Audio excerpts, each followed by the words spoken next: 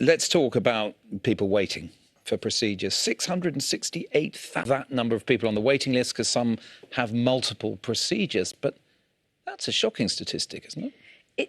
It's a very difficult statistic. Now, clearly, there are a lot of people who we hope will be able to clear very quickly. So there'll be people there. About 85% of people who are on our cancer pathway will drop out of that once we've got through their initial consultation.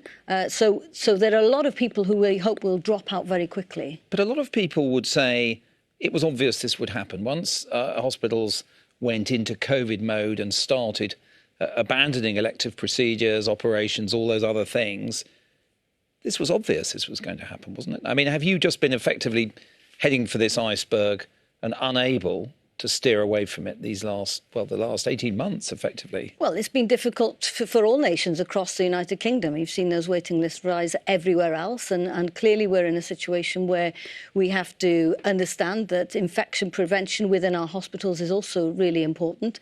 The demand on our services, from GP services to accident and emergency, has increased phenomenally over the past few months.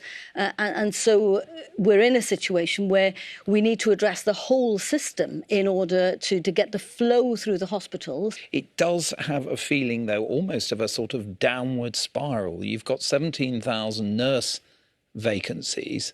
A lot of people have been telling us about bad morale in the sector, people feeling overwhelmed.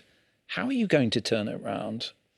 Well, certainly we've made sure that we've put a lot of well-being support in for the people who work in the sector, because we can't do anything without them.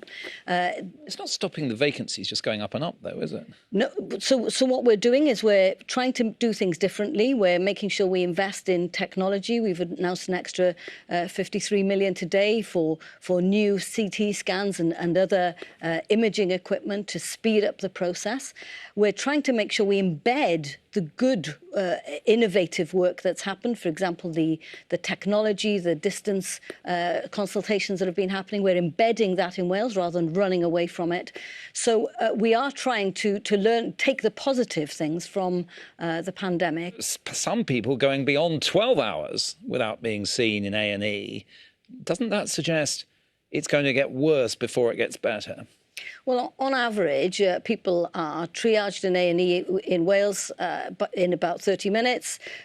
By 90 minutes, they've seen a senior consultant. So the situation is not as bad as that for the average person who's going in. Clearly, we need to address but more than a third waiting more than 4 hours. That's what we learned today. That's extremely difficult, and that's why we have, of course, called on the services of the armed forces to help out our ambulance services to see what we can do there. I have weekly meetings, and this is one of the very big differences, I think, between Wales and England, is we work very closely between the Welsh Government and local government.